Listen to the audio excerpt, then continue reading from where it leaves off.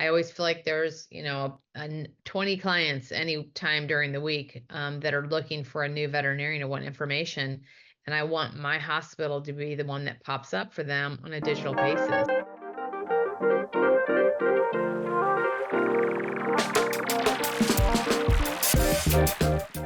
Awesome. Thank you for joining another video here. Today, we're really going to dive into a really clouded question, which is how do I track the return on investment through marketing? It's not really a device in your practice that you could easily look at invoices and see, how much procedures it produced. And marketing is, especially on the digital side, could be hard to track at times. So brought Dr. Drake in here to provide like her real feedback, which she saw through the Drake Center and how she was able to track return on investment. But also wanted to share in the bio below will be a link to our return on investment calculator that lives on our website that dives into really what you want to look at is client lifetime revenue, your practice margins, and what your marketing is producing on a monthly basis and attracting those new clients.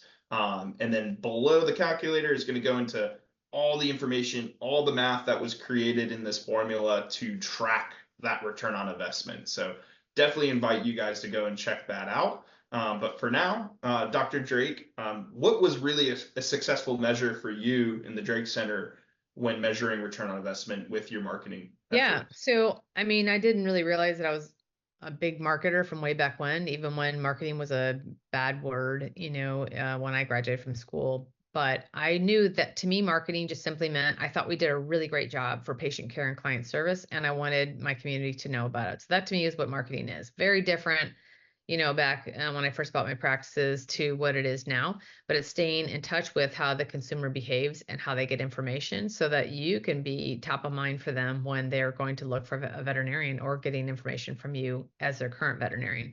So I will tell you from the get-go, I started tracking where every new client came from. Like I wanted to know specifically where they came from. So like unlike most veterinarians, I have a book, like a binder of every new client that comes in our practice. I want to know exactly where they came from. And so I can tell you that unlike, most people, I can actually tell you what percentage comes from what, where they come from. And certainly as we've become, much more into digital marketing, I want to know what sector they come from in digital, like how they got there. And so we ask pretty specific questions. I think understanding that what the your lifetime value is for a patient or a client, but mostly a patient, can be anywhere between 5,000 to 10,000, depending on your area and the services you provide in your hospital. That to how much do you want to spend to get a new patient? So for me, spending $100 to get a new client is nothing. Like I'll definitely want to do that. And my community is like one of the highest density of veterinarian per capita, like probably anywhere in the country. We have so many veterinarians that want to live right on the coastal cool town of Encinitas. And so I always feel like there's, 20 clients any time during the week that are looking for a new veterinarian or want information. And I want my hospital to be the one that pops up for them on a digital basis. And so we have to work hard to make that happen. And you have to work with a company that knows how to do that well to get be the one that fishes and grabs those clients because again, we have so many veterinarians, it's really hard for us to get new clients. And so I work really hard at it. And when I do get them, I really want to hang on to them as well. Yeah, absolutely. And I would love to ask you and get your perspective. So living in a city like Encinitas where, there was a lot of corporate competition, which definitely put a lot of money into marketing budgets. For you as, when that independent practice kind of competing the David and Goliath type situations, what areas of being a private practice did you market right out to the community to maybe drive more clients to you? Yeah, I will say this hands down, the small independent practice can totally crush any corporate marketing endeavor because they're not going to utilize and spend time on the individual practice, authenticity of that practice, credibility of that practice, and personal, like what is it you're trying to do. So We created a document a long time ago. It has been updated many times called the Drake Difference. And it's really how we practice. And we want to put that out there.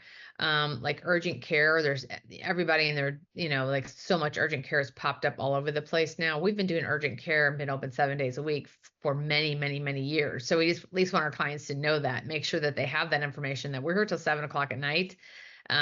We staff doctors and staff till 8 o'clock every night so we can take urgents up until 7 and make sure they're taken care of.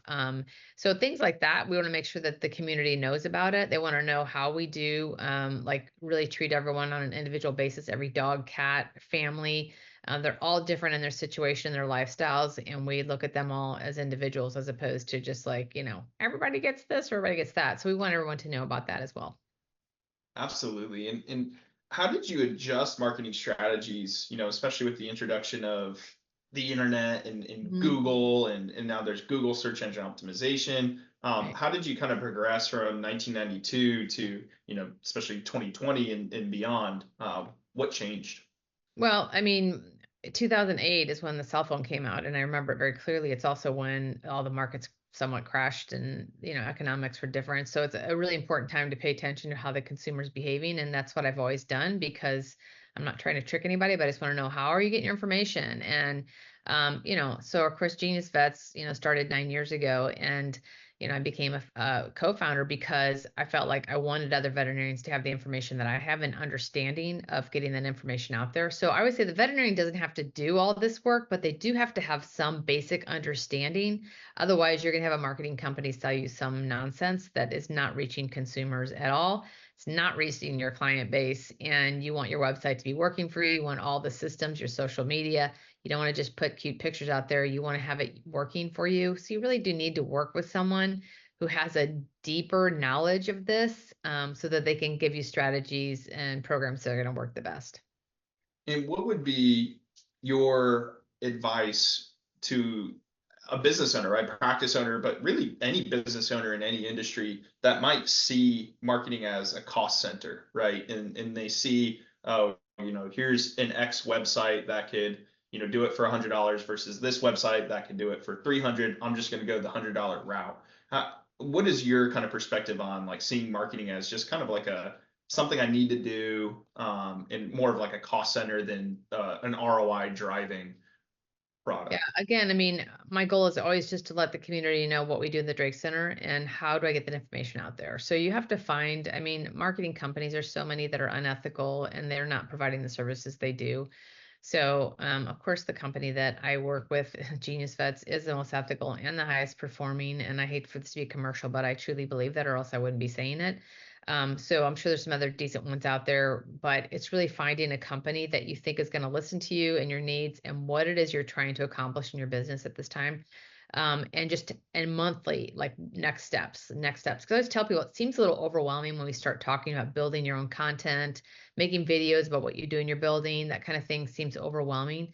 But if you work with someone who's just going to take you to the next step monthly, it's like taking little bites at a time. You will make massive inroads into a great marketing program, within 6 months. And then by a year, you're probably well on your way. But you just have to start at some point doing that. So it's working with a great team. And then, your own staff, you need to have one or two people that buy into helping you to like put your information out there with video and the social media content that you provide and all the things that you're going to do to help make sure that you are getting a good return on investment. And that when people do call your front staff, that they're also, welcoming and bringing people in. So there's so many different aspects to be paying attention to. But in the end, you will always lose some clients due to normal attrition. And if you're not working hard to bring in new clients, you're going to miss out. Absolutely. Well, thank you so much, Dr. Drake, for your insight there. And I invite all that are watching, check out that link in the bio to the return on investment calculator, play around with it, get a good understanding of, what you're paying monthly and if you are seeing a return on what you're paying for. Thank you so much, Dr. Drake, and we'll see you all in the next video. Thank